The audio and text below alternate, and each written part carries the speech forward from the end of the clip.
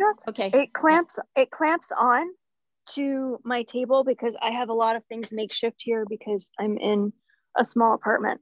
But it lights my easel. I can adjust it if I need to. And you want to be able to adjust it. But daylight spectrum, I think, is what you really want to go for. And OTT is a good company. My easel lamp that I just showed you, I think it's called like the Daylight Company, something like that. They're still in business because I keep having anxiety over when I have to replace the bulb, which again, I'm really shocked I haven't had to. But daylight spectrum is good. And I don't find that it fatigues my eyes because fluorescent lamps have that flicker. This does not. But what I will say, just as a precaution, is that if you have trouble falling asleep, don't paint in the evening under a daylight spectrum. And I'm really serious about that. It is like a thing. It's like it has the same effect as those SAD lamps because it's a daylight lamp. So I just want to throw that cautionary note out there. You might have trouble falling asleep. So, and guys, we're not telling you to go out and spend $150 on lights right now. Just be aware that as you start to set up your studio, you're going to be thinking about things like, and your studio might be like Jessica, a corner of her kitchen, right? It's not my living room / bedroom. Your living room / bedroom. Office. Right. Office. It doesn't have to be fancy, right? It doesn't have to be big, but ultimately, yes, there's going to be lighting, as you can see. Like, we're always kind of playing around with the lighting, and lighting is also kind of there's a lot of different factors involved. But it does help to have light. It does help to have daylight spectrum light. Yeah. It will make like good light on your easel, because I didn't for a while and it was really hindering me with painting. I had just like an incandescent bulb that kind of didn't work out very well, but I was just kind of struggling through it.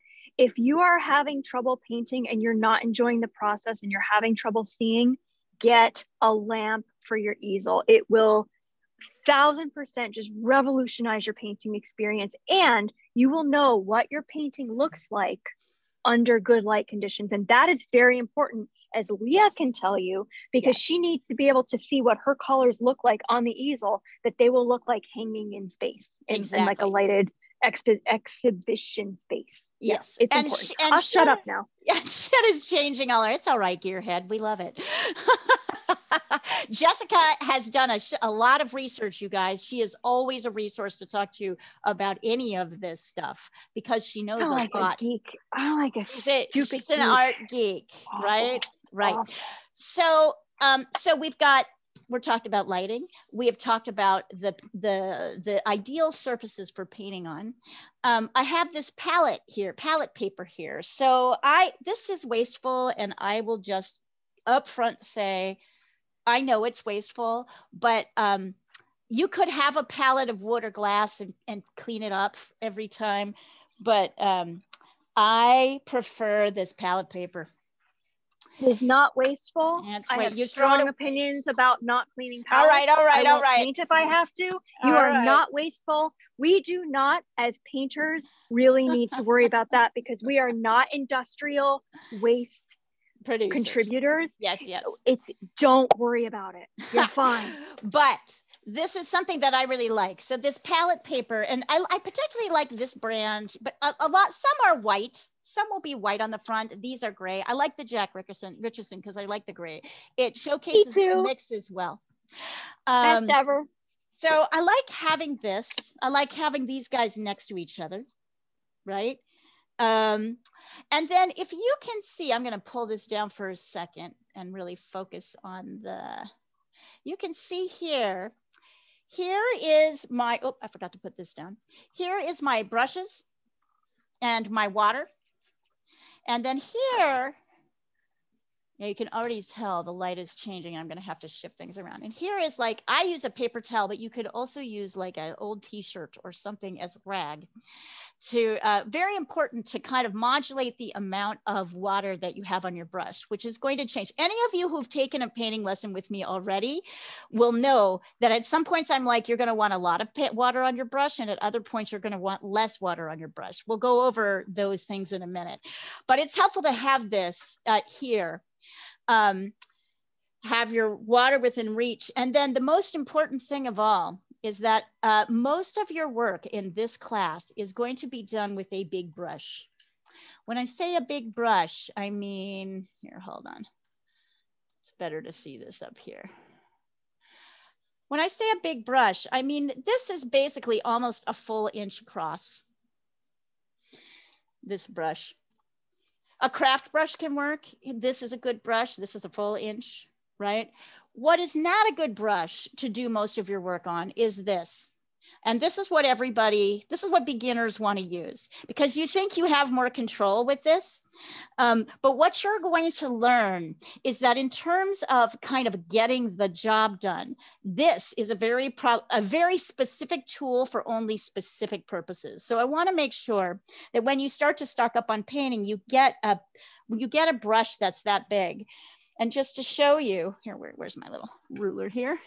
Can I ask, Leah, because my art store, it was not straight across. So mine is like. Is it kind of rounded? Kind of rounded. Do I chop it or do I leave it? No, use it. That will also, that's either a bright or there's a couple of other types of brushes with rounded edges. I love the flat. For me, I do a lot of work on the flat. So you might want a flat. You might want to order a flat. There is smaller flats. Nah, you want a bigger flat. You do ultimately want to have a big flat. Partly because that's what I'm working with. Angled. What? Angled. Angled. Those things all have their uses, but you will see that they each have very specific mark making. So of course, use what you have, but you will see that the angled one is better for kind of sharper lines. Although a good flat brush can do almost everything you want. A rounded brush will sometimes leave little marks on the paper or on the canvas that you don't want there. So that sometimes is like something we're trying to avoid. But I would say this year, you want to get at least one of these. And most of our work will be done with these. I know it's going to feel like you don't have a lot of control, but the way I'm teaching you to think about painting, you're going to appreciate this. And actually, people who have taken my class who know a lot about painting say that this is the revolution for them.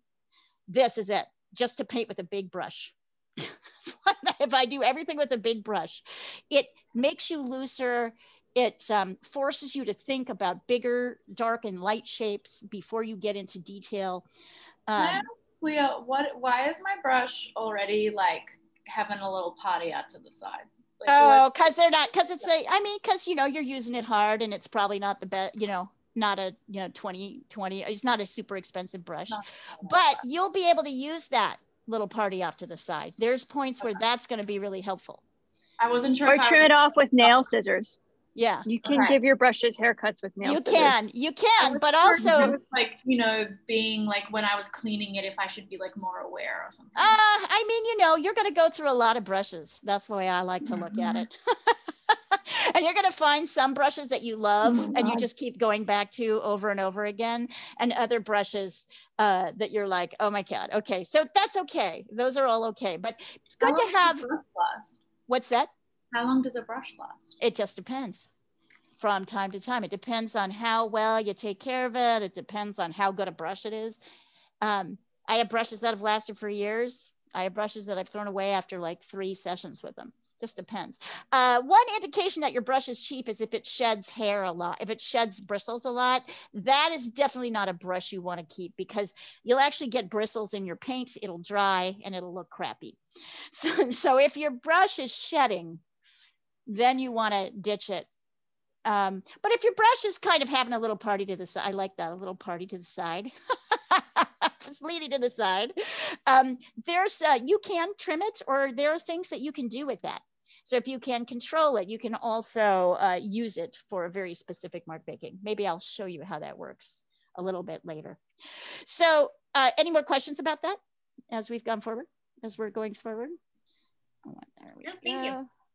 Okay, so we've got palette paper, we've got canvas paper, we've got our palette paper, we've got our brushes, and we have our brush setup right here, right? And our rag kind of available to us at all times. So let's talk a little bit about color and color theory. Those of you who have taken a few painting classes with me, you may or may not have heard this. And I'm already seeing that I need to move this over a little bit so you guys can get the best view. All right, so I'm going to put 3 colors down here. And these are what we would call the primary colors, which means this is red, this is blue, and this is yellow. I'll talk about what kind later. There's more information here about that. All right, but you can, if you want to, take your red and your blue and your yellow and organize it in a little triangle like this, because this is basically what all the paintings are, what all colors are mixed from. In a simple form, all colors come from these primaries. You, by the way, will also want a palette knife. I don't know if you guys can see this. It looks a little bit like an elevated trowel, kind of a mini trowel. These are like super helpful to have. I'm going to take this. So I'm going to start by reminding you that if I mix blue with red, I'm going to get a purple. So if you have paint out on your palette and you've got a palette knife or a brush, if you don't have a palette knife, you can try and make that mix right now and have it located here between these 2 colors. I'll move this around in a minute so you can see a better color. And then I'm wiping this off here so it's clean. And if I mix yellow and blue, I get green. Kind of a very yellowy green. If I want it to be darker, I put more blue in. All right. And cleaning off my brush again, if I go between yellow and red and mix those 2 colors, I get orange.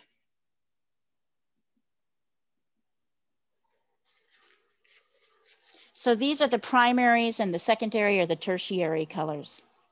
And they're important to see in relation to each other in this particular circle, believe it or not. You're going to hear me talk about these colors a lot.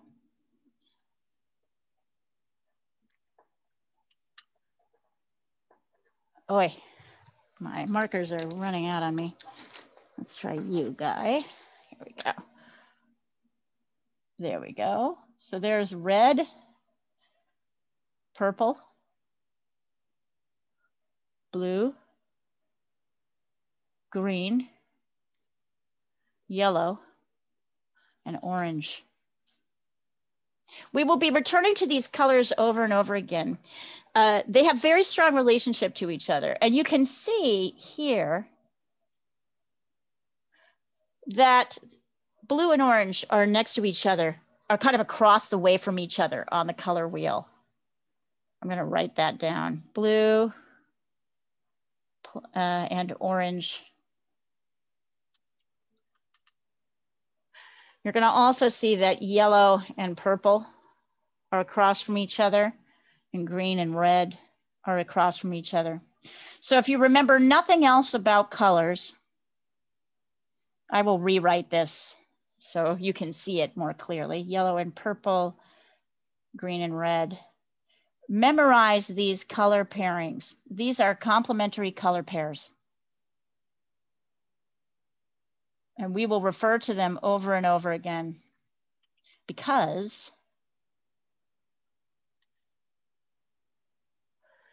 when you put them next to each other, they pop each other forward off the page as if it's coming towards you.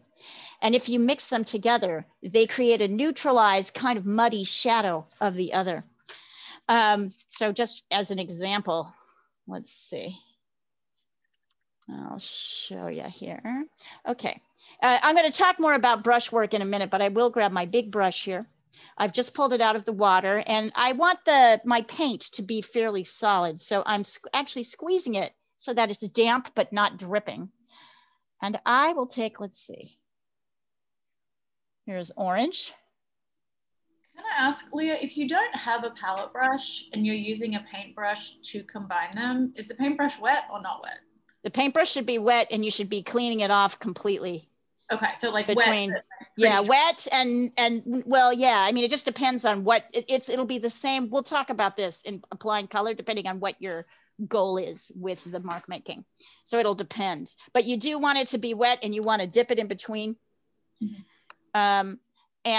Let's see. And then here is a purple and blue. Let's do this. So if I put these next to each other, you will see, bam, they come forward.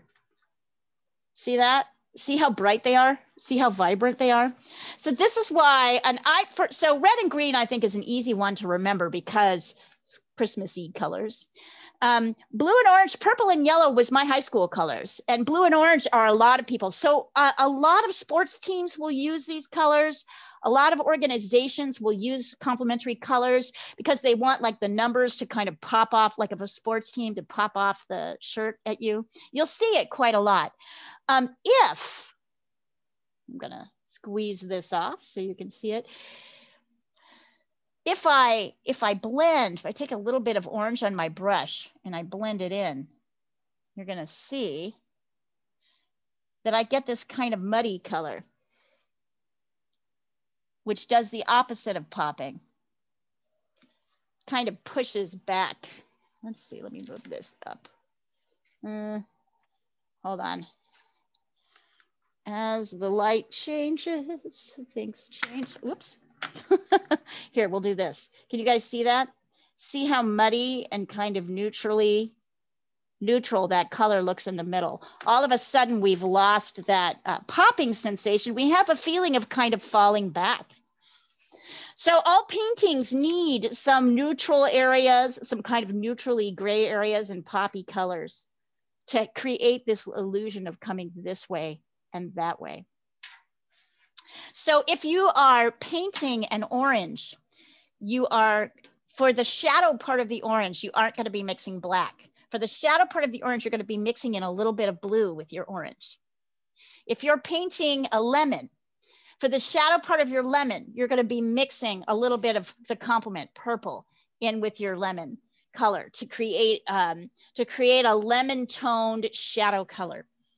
So it's really important, and don't worry, I will continue to remind you about these as we go along. Has anybody done the mixing, and has anybody noticed anything about the mixing? About the colors that you've picked, or are you finding like you're not liking the mixes, or are you liking them a lot? What are you finding as you're doing this process? Anybody? Do it for a second. Also, if you want to, you can just send me a picture on WhatsApp through any of the class threads that you're on, if you want me to take a look at it. I decided not to create a class thread for this one just because I thought it was pretty basic. We didn't need it. I'm still playing with my. Yeah, but how much paint should you have when you are mixing two of those? So one problem I had in a previous class was I thought I had a great mix going. Uh-huh. And then I ran out. Right. Then I tried to make the mix again and I failed. Yeah. Don't worry about ever trying to make your mix the same the second time. I mean, that's a many splendored question. If you're dealing with acrylic, you'll notice acrylic dries in 10 minutes. So you want to mix enough so that you don't want to mix huge amounts but you do want to mix enough so that you can go back to it. But you will find that you'll just continually be mixing and you will not get the same mix every time, and that's okay. Almost every subject has varieties of the same color, and so you don't need to have it to be exactly the same. And if you think like that, stop painting right now. It's not for you. Like you have to mix the same, you will make yourself crazy. So what you want is to actually think about, so I mean, you know, you want to be careful because you want to mix carefully. I don't like how dark it is in here. Hold on. I'm going to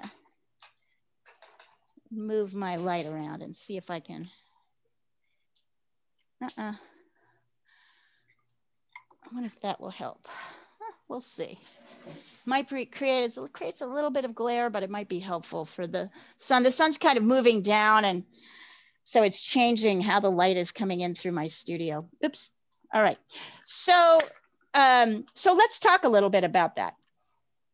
I don't know what colors you were using. I want to talk to you about the colors that I'm using here to make this mix.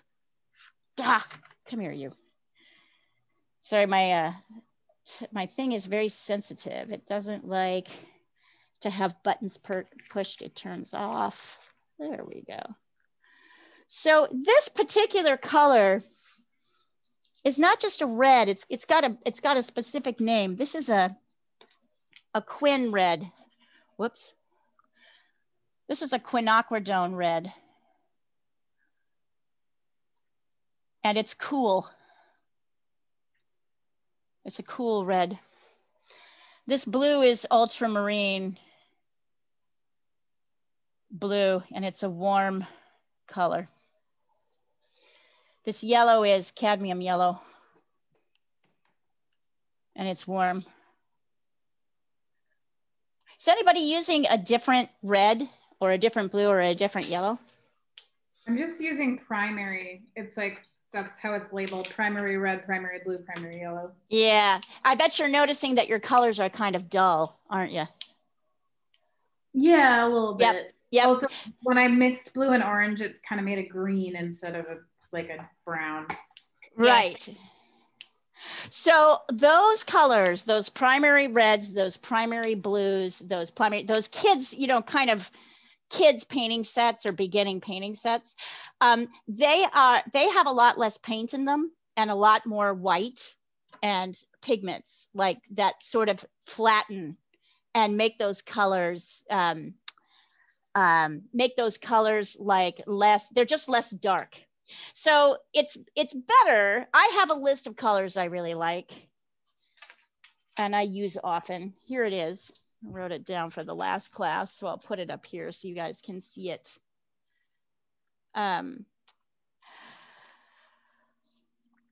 You'll also notice that as a general purpose, I want to talk a little bit about warm and cool. Is that like confusing for people, or like, you know, like, are you not quite clear on it? Because it's got layers to it. Warm colors, it essentially, the division between warm and cool is yellow, orange, and red, and green, blue, and purple. So green, blue, and purple tend to be cooler colors, and yellow, orange, and red tend to be warmer colors. But each of these primaries has a warm and a cool primary. So there is a warm red and a cool red. There is a warm blue and a cool blue. And I'll see if I can show you, because usually, even on the terrible Zoom screen, we can usually see the difference. Here, hold on. Sorry, what was the green that you used in the color wheel? It was a fallow? Nope. I didn't mention that at all. Hold on. Okay, there's no green in the color wheel. I mixed it from the yellow. Oh, yeah. Sorry. Long day. Yeah. Long day. So I don't know if you guys can see this. It is not as easy to see. And this is a cadmium red. And it is a lot more yellow. And this quinacridone red is more pink. It's got more blue in it. See, this cadmium red is very yellow. So if you try to mix a kind of warm cadmium red with blue, you're gonna get a color that does not look like purple. You're gonna get a color that looks like brown because it's got a lot more yellow in it. If you want a really beautiful, vibrant purple, you're gonna wanna use a cooler red, a red with more blue in it. So that is, and we spend a lot of time in our painting classes reviewing color mixes. So I don't want you to worry so much about memorizing cool and warm. I just want you to be aware that it's out there and happening, right? It's kind of happening out there. The cool alternative to blue is phthalo. I'll show you a little bit of that. Here's a little phthalo. Phthalo is easier to see when you mark it. The difference in these is easier to see when you put them on a canvas. So let me do that. Phthalo is cool. Oh. I'm going to use a different brush just so I can make that on here. Okay, that's a phthalo.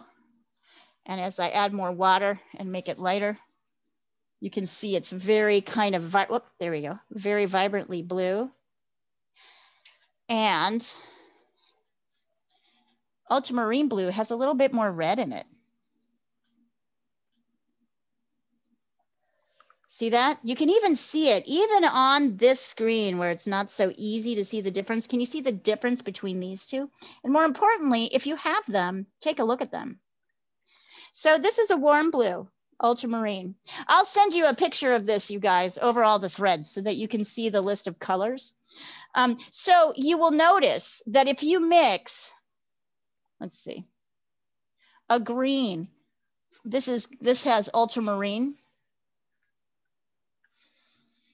If you mix a green from yellow and ultramarine blue, you're gonna get something that looks kind of brownish. And if you mix a green with phthalo, you're gonna get something that looks much more green, sort of bluey green. Here, let's see, a little bit more blue in there.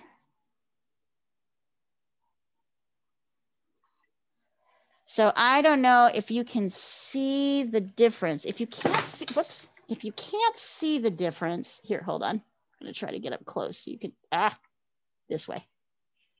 I don't know if you can see that difference, but if you can't see the difference, try it yourself. If you've got the two blues, mix them, and you'll see that there's a pretty significant difference between mixing phthalo blue. Oh, I made a mistake. I mixed two with, let's try that again. Yellow and phthalo blue, which is up here. There we go. Yeah. So notice that as you're mixing, depending on whether you're using a warm or blue color, it's gonna have a different feeling. It's gonna have a different, it's gonna have a different set of characteristics. It's gonna look different. And I don't, like I said, I don't feel like you have to memorize that so much. We're gonna be spending a lot of time practicing it and going over it. But know that that's one of the characteristics that we're thinking about when we're looking at colors. We're trying to evaluate, do we need this to be a cool color or a warm color? So any questions about that? What do you think? Does that make sense? I mean, seems kind of logical considering.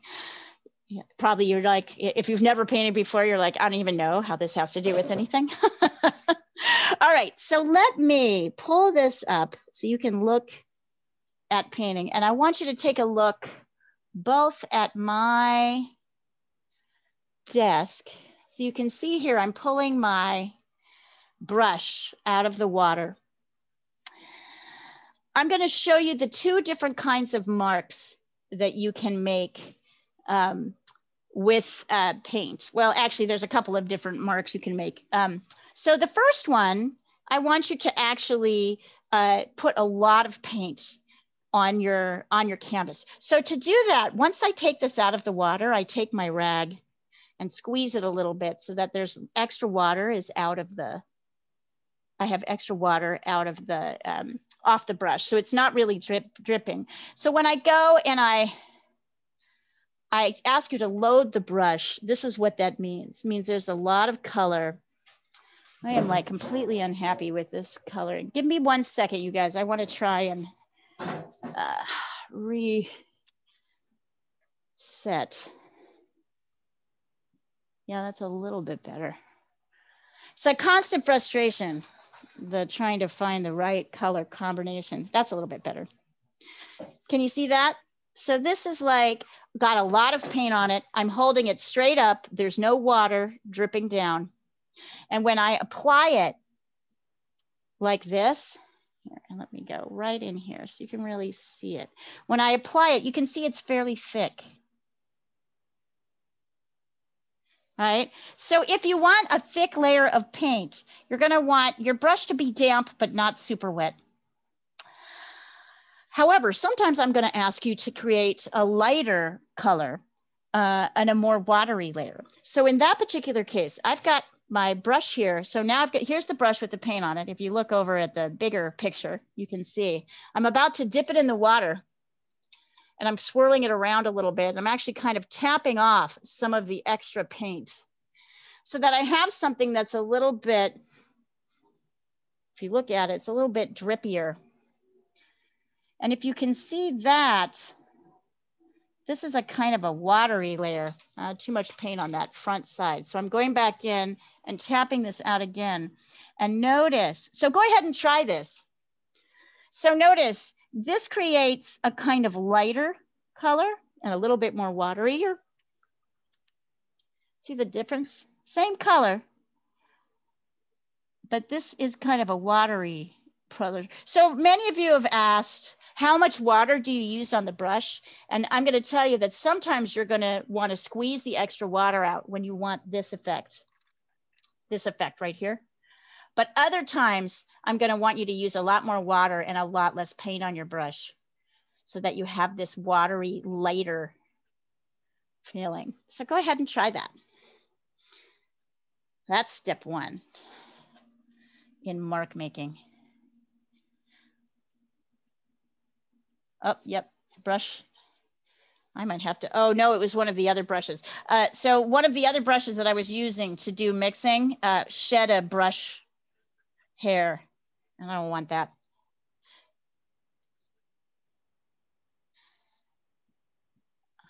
All right, and once you've done that, let's go back to applying thick paint.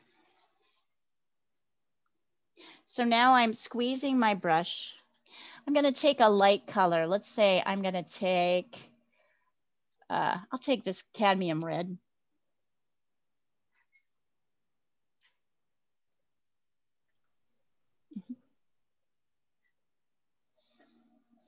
Scoot this over a little bit. I think we might get better. If I can move this over here. Yeah, there we go. Okay. Up.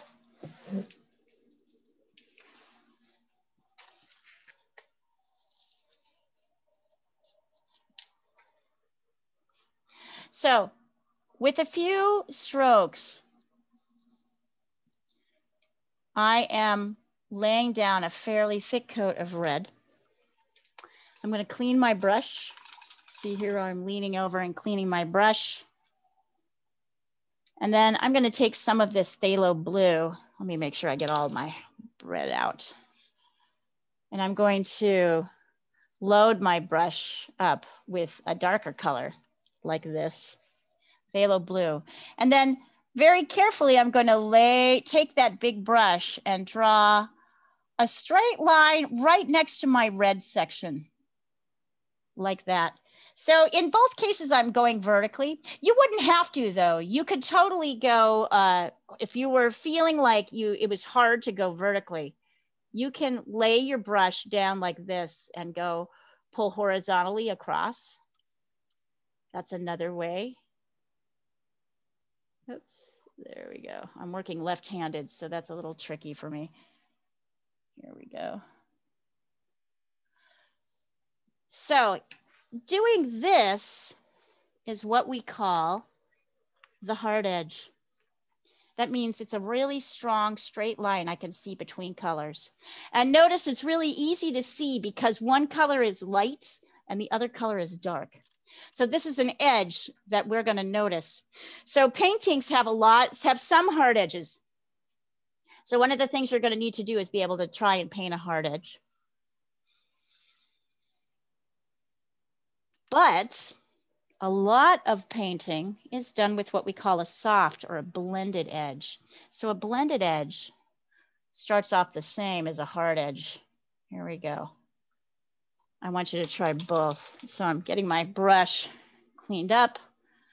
I'm adding in some red here. So I start off the same, but a blended edge means once I've laid down the paint and both sides are wet, I'm going to start brushing very often the light side into the dark side. So notice now instead of going vertical, I'm going horizontal.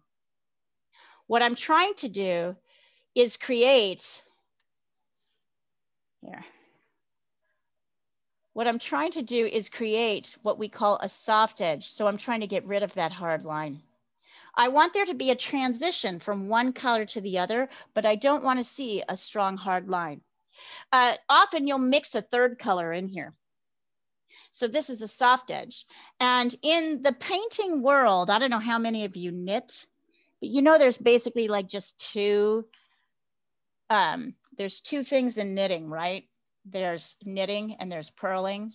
This is the knit and purl of the painting world. Soft edge.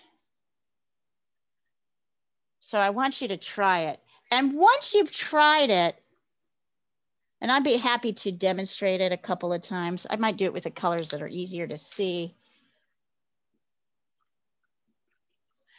Actually, what if I move down here? There we go. Try it with any two colors, but you want one of your colors to be dark and one of your colors to be light. That definitely is something you're going to want. Let me try like a kind of yellow. And then I'll try, let's see, like a red here, dark red. So if I want a soft edge, I want my brush to be mostly dry. I might put, once I lay these colors down, I might put more yellow paint on my brush. And then I'm going across like this.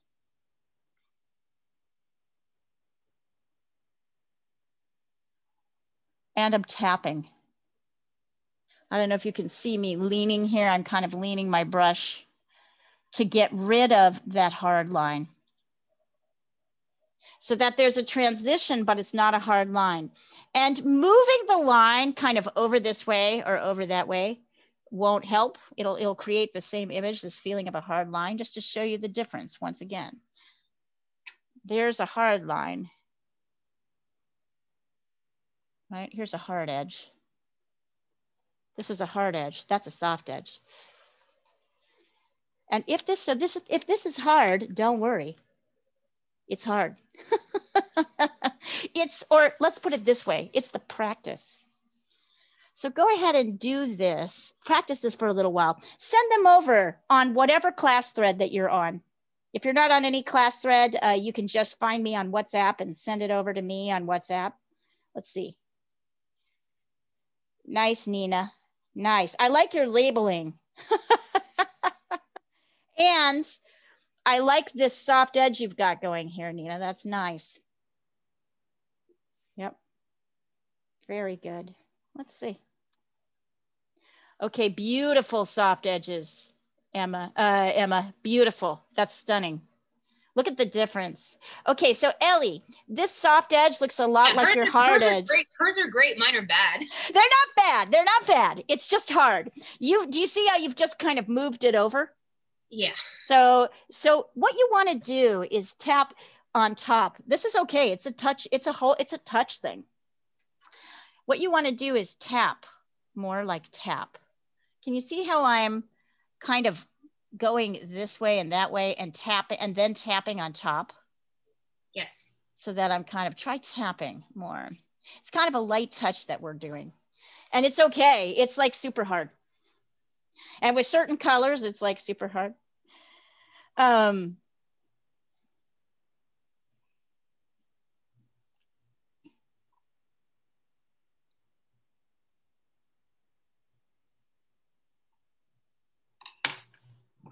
Honestly, this is the practice. So we'll be, and of course there's more to it than this, right? Like once we get into it, you'll see, and here's where I'll show you a little bit about this tiny brush. What will happen with this tiny brush, let me see if I can show you, is that as you start to lay things down, can you see how I can see the marks? I can see the ridges between the brush marks of each brush that I make. So this is not a clean sweep. There's little indentations between each brush mark. And I can get rid of them, but I have to do a lot more kind of brushing over like this. I'm doing a lot more work to cover this than with one big brush stroke. The truth is that if people see a clear brush mark on your painting, they're going to think that it's supposed to be showing something, right? Grass, flowing water, waves, frothing waves, right? So if they see a mark, if they see a hard line, they're going to be thinking there's a reason for that. And if you don't have a reason for your mark to be there, if there's no clear reason, it's not conveying something, people will look at that mark and it will look weird. It'll make your painting look less real. It'll make people do what they call bumping. You know, when you've written a story and the transitions aren't clear and people bump. We used to use that term when I was a writer. When I used to be a writer, I would use the term bump. I bumped here, like meaning my transitions weren't very smooth, right? So it's the same with painting. You'll have a bump, like people will see it, and if there's no reason for it to be there, it will interrupt their flow of understanding that painting. So we want to be careful about the marks that we make. And this guy, although you can, you feel like you don't have to work as large an area, you can kind of work out, you'll see that even though this feels more clumsy, it's going to cover more cleanly. It's going to get you focused on bigger areas. And after a while, you will not even understand why you would want to use. I mean, there's definitely reasons to use this. There are definitely reasons to use it, but they're towards the end of the painting and not at the beginning. So that's one of the instincts I just want to move you away from, but you'll feel like it's awkward. I had an interesting, does anybody have questions about this as we're going forward and practice? Anybody enjoying this? It's kind of like relaxing, isn't it? Ellie's like, I was going to say something and now I'm not. Your like paper looks like a painting in itself. Like I would put that on my wall. This one right here? No, Tashween's.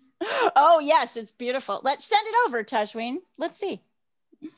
Send it over. Like really nice. Send it over one of the threads. I think you're on the East Coast thread. Just send it over. Let's see it.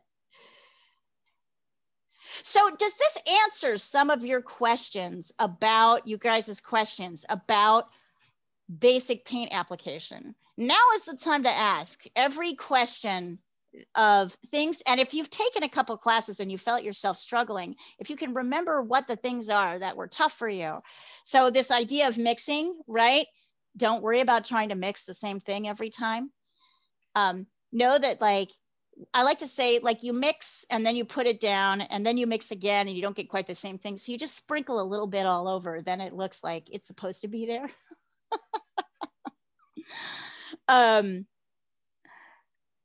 Send pictures over. Let's see.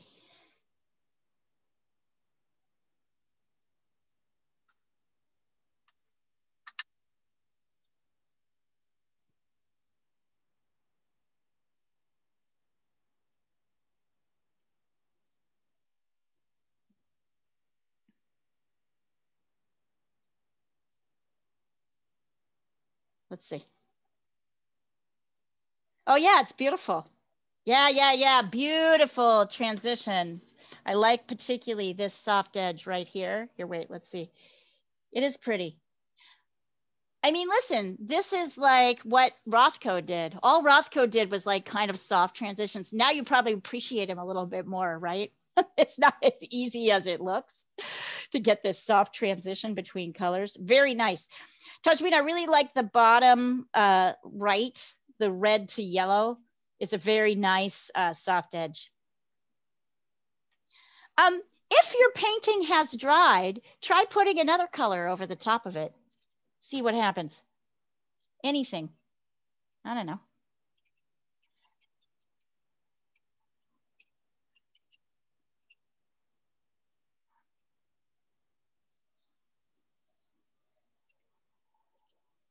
You kind of scribble.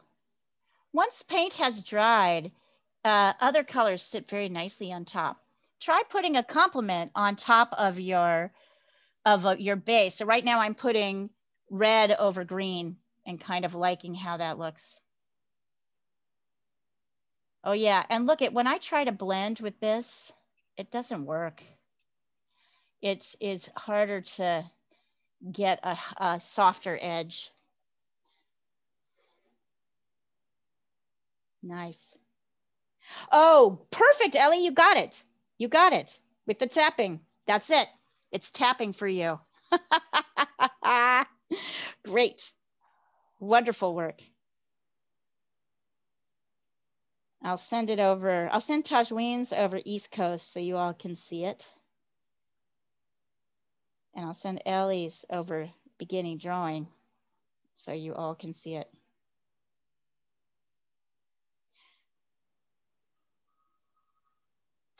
So we're going to spend another 6 weeks on acrylic painting. And then we're going to move to oil, not oil paint, sorry. We're going to move to watercolor for 2 months. So I am going to get you guys a new, I'm going to try and keep it as cheap as possible because I know you just loaded up. And I may keep one class, a painting class all year long. So I may keep one painting class going all year long, acrylic painting.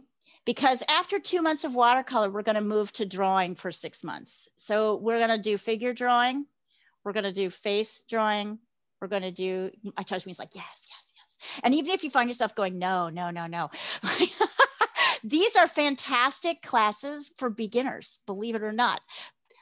There are people on this thread who took this class. Are there people on this thread? Actually, we've got a lot of beginners here, which is really awesome. We have more people who have been through 6 months of drawing who are going to return to it again. And they will tell you that you're going to learn a lot in the drawing section.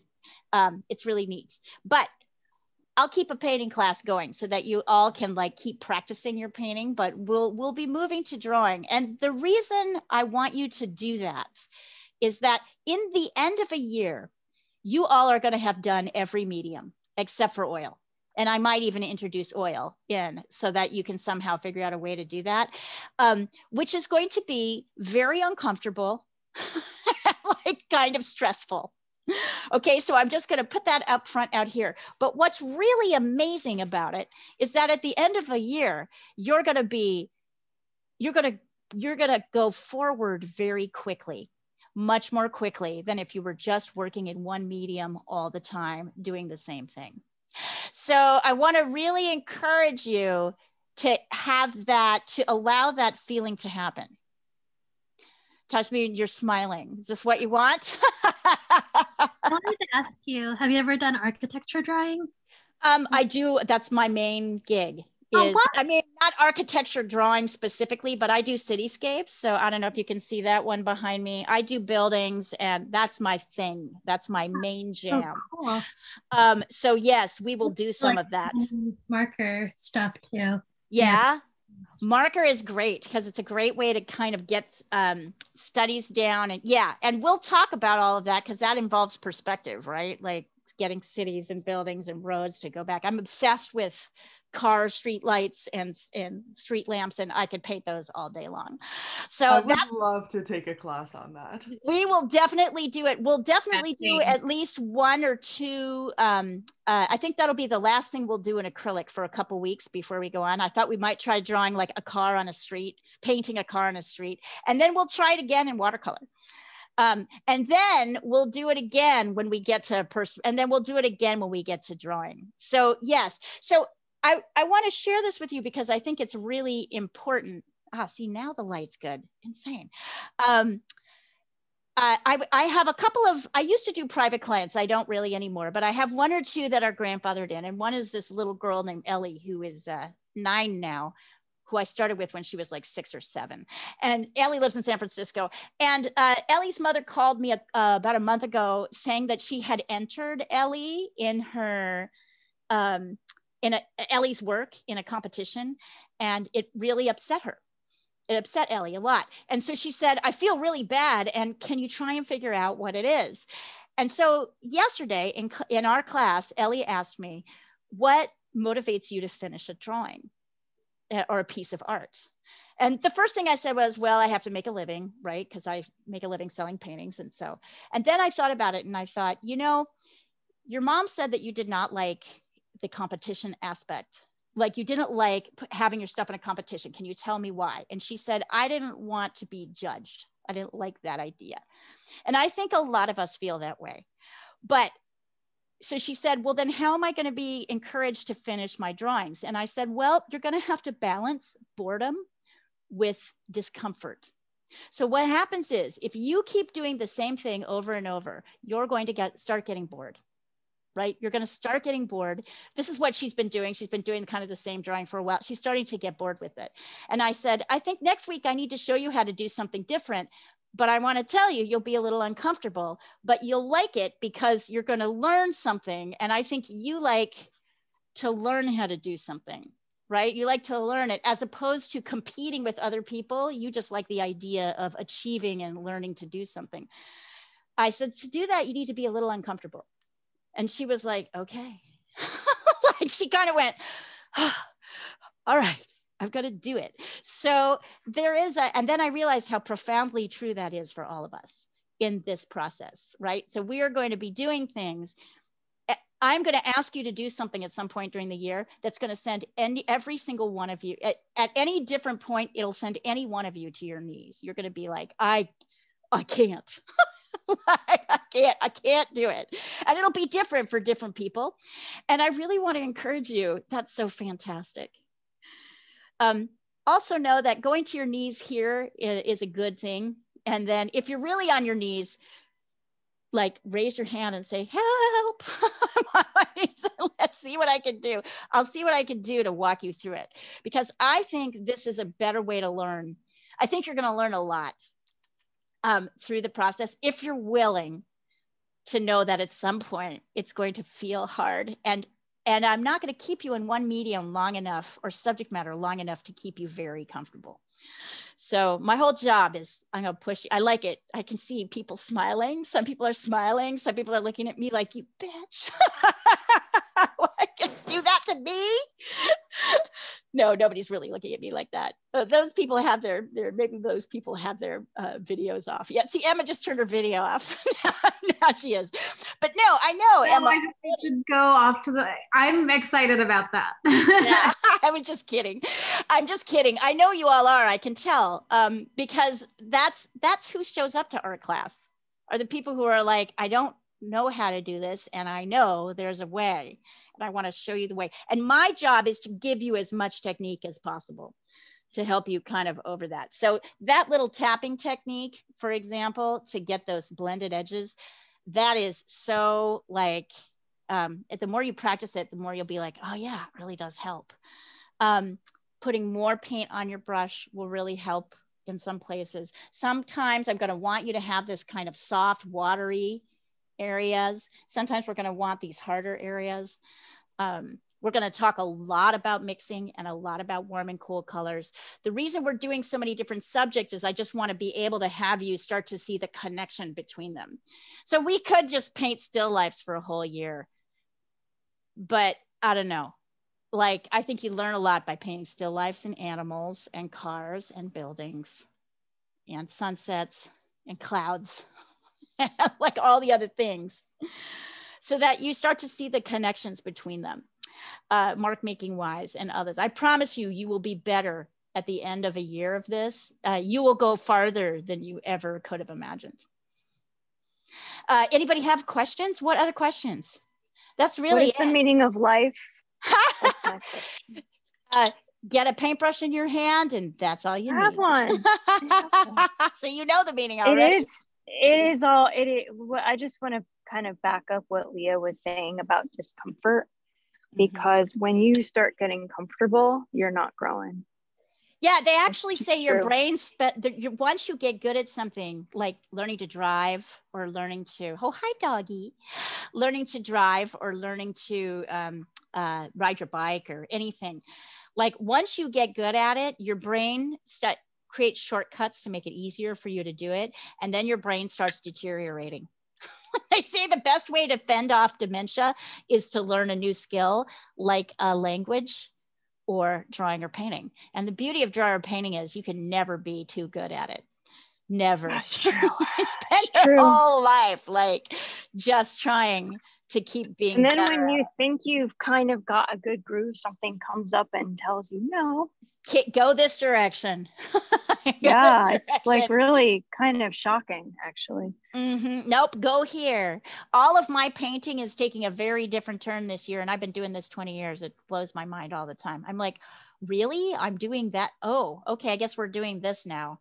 And by the way, this I'm not that good. Oh, hi, puppy. Jane has her doggy. I guess we're doing this now. I guess that could be my new art motto. I guess we're doing this now. I guess we're doing this now. That's it. Some other wonderful things. Jessica here has offered, who is on the screen as Daya, her daughter, his name, under her daughter's pseudonym, Daya. On March 9th, which is also a Tuesday, at this time, Jessica's going to do a 1 hour lecture on twice, yes, a 1 hour lecture, twice during the day, but once at this time, called Friendly Perspective. So she is going to talk to you about like the perspective things that are the things that are happening right in your drawing, where the shapes are different than you think they should be, because things are going back in space or forward. So it's going to be very friendly. I really want to stress that, because I'm actually I'm preparing my materials for it right now. I actually did a lot of work on it yesterday. I'm gearing this class, or it's a workshop really, very specifically to Leah and how she teaches and where her students are. So this is not a general workshop. This is very specifically geared to Leah and the needs of your students, and very intentionally. I'm laughing at everybody. Yes, go ahead. No, I said thank you. Thank you. Awesome. That sounds good. Yes. So so we will continue with our same schedule throughout next month. We're going to be having the same number of painting classes.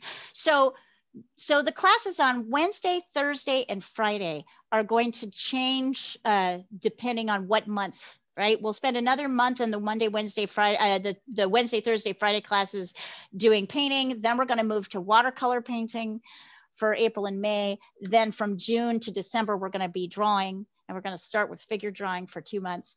But beginning drawing on Saturdays will remain the same all year. And pastel landscapes on Sundays will remain the same all year.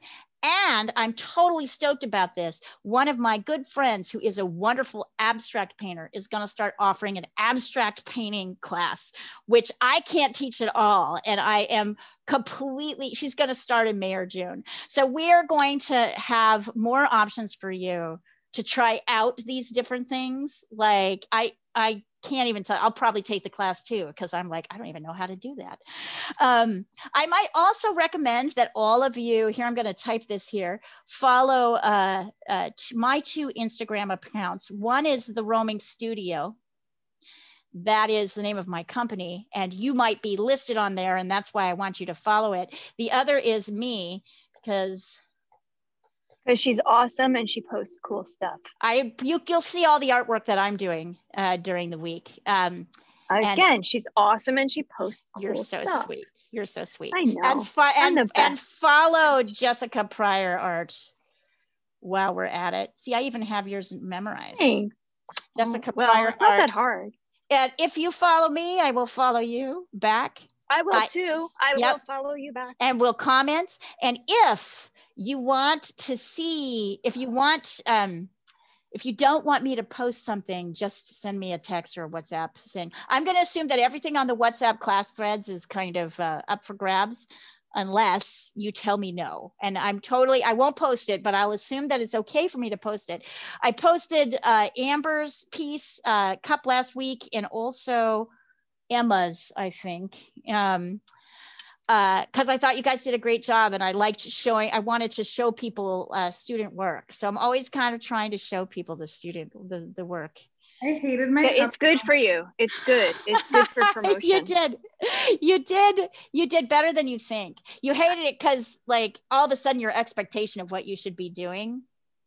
Yeah, I went up. It didn't get the like round. It just didn't look round. It looked... Yeah. It's a shape thing. It's a shape thing. Remember, I did 3 coffee cup painting lessons last week, and they're all on the YouTube group. And each coffee cup was different. So if you wanted to try that lesson, but you didn't want to do the same one, just go to the YouTube class. Does everybody have that link? Should I put it in the chat? I can grab it really quick. Here, hold on. Yes, could you please put it in the chat? Yep. Thank you. Yep. And I'll show you another thing that's helpful because it's got the schedules and the Zoom links and everything. I'll put this down as well. Here, hang on, let me grab it. So this is called the Art at Work channel. I think everybody here. Wait. Where are you? Here you are. So here's the YouTube link to the Art at Work channel. Every class that I teach goes up here. Well, the beginning drawing class last week didn't because something happened and I lost it. But these two, so there was a similar beginning painting class this morning, beginning class basics for the European crowd. So both of those will be up on the YouTube. That one's up already. This one will go up. It takes about an hour to convert. And then I'll get it up. So all of those classes are there. If you've got the threads to the classes, even if you aren't in the class, you can join the WhatsApp thread. Here's the most important one. I'm gonna send this to you right now, and then I'm gonna open it for you because this has everything. So this www.theroamingstudio.com/art-at-work is really key. Let me show that to you here. I will call it up because it has it has the schedule. And the thing about it is, I will show you it here. You need here, hold on, share. You need a password. The password is the same as our password for our Zoom link. Art, come here, you. Art is fun. So all you need to do is type in this password and it has our schedule for February and all the times that things start. It's got the Zoom link for all of the different classes. It also has the WhatsApp chat thread here, so you can join it before class. Here's a list on the supply list and the schedule. It also has the YouTube channel link right here. So everything is here. By the way, just to warn you guys, next week's schedule is going to be broken up into 2 pieces. And that is because the US has daylight savings time on March 14th. And the UK does not, and Europe does not have it until March 28th. And India doesn't use it at all. So, and neither does Arizona. And neither does Arizona. So, oh my God, if we had somebody from Arizona, that would be crazy. No, so one of the things I wanted to emphasize to you, and here I'm going to remove these spotlights so I can just see you all. I'm going to look at you in gallery view so I can see everybody. And so one of the things about that is that it's going to, so anyway, class schedules are going to be going up and down. I'm going to try and get out new ones, but just know that from March 1st to the 13th, there's one. From the 14th, it may or may not change your time zone, but who the hell knows? I don't know, like from different places. I'm going to try and keep them at kind of a stable time, but things will flux differently depending on if you're in Europe or the US or blah. So, so there'll be several schedules going out. Don't be confused by that. How did it go today? Did you like it? Did you learn anything? This is really helpful. Thank you. I'm glad you guys suggested this. This was Eva's suggestion, and I thought it was a really good one. So we will do something similar a couple of weeks before we go to watercolor painting. I will do one because watercolor is different than acrylic. And I will definitely go through a basics class as well. So we can look at the materials, see all the different things, kind of play around with it before we have to do something with it. I think. Awesome, that'll be great. Thank you, yeah. That'll be amazing. Question for you. What's the best way to clean our brushes? Ah, great question. Acrylic and watercolor brushes, I use, believe it or not, just water and a degreasing dishwashing soap. Okay. Like Dawn dishwashing soap. You want to do it right after class because you don't want the stuff to dry on your thing. And just run it over kind of like tepid warm water. And you can use regular soap. You can also buy special soaps that people will sell you, but I very often just use Dawn dishwashing liquid. I use that for my oils as well. And degreasing dishwashing soap is great for cleaning oil brushes. So, so I just use it for everything. Yes, and then let them sort of dry standing up, with the brushes up in a cup. So, so that they're ready for the next time. That's perfect. Yeah. All right, you guys. And always good to have like your stuff. You might be working at like a kitchen table, which I totally applaud. I think that's great. You might be, but if you have a place in your area that you can kind of set up so that all your stuff is there and it's up, and maybe even you can be looking at it when you're not working on it. So sometimes a lot of these classes, the classes are 2 hours, right? So sometimes you have time to finish and sometimes you don't. But if you can kind of look at your painting, like as you're going about your day, you might kind of feel like, I think I need to work on, like Emma, you were saying, I think I need to get this, I need to work on the shape of this cup a little bit more. You can just kind of walk by looking at it a few times, and then usually, you go back to it fresh, you'll have some new ideas about how to work on that. Sometimes you just get tired and you can't see it. You need a break. Like all relationships, you need time apart. You need time apart from your paints. Mm-hmm. Hey, Mira, I want to know how it went for you. I know this is you haven't taken any painting classes yet. No, I haven't. It was very interesting. Okay, helpful? Yep. Okay, great. Much. I hope we're seeing you in painting. All right, you guys. Yes. Thank you, Have a great Leah. time. Take care. Thank you. We'll see you soon. Bye, everyone. Bye. Bye-bye.